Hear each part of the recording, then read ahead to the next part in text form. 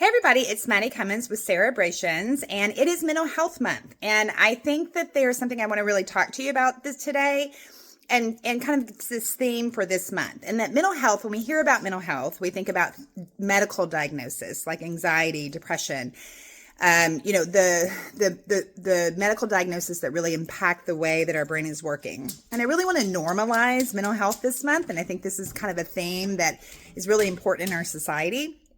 For me, Mental Health Month means that we're paying as much attention to our emotional health and how our brains are working around the stressors of life and all the stuff going around us, as well as paying attention to how that's impacting our bodies. And so we're a whole person.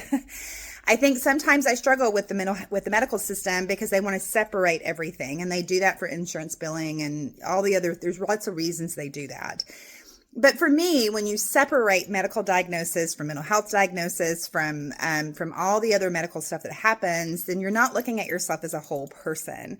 And we don't live in a vacuum of this is the way my body's working, and this is the way my brain's working, and this is what's going on with my emotions. It's a whole piece. And so really this month is about how do we normalize that so that we really understand how everything is working together. I think mental health, I struggle with the word a little bit just because I think that when we use words a lot, especially in the medical system, we stop paying attention to it because we're like, well, I don't have diagnosed anxiety. I don't have diagnosed depression. And part of the reality of those is we all have anxiety. We all go through depressive moments. It is not there's not this big diagnosis that we have to get to really pay attention and normalize how we're doing in the world.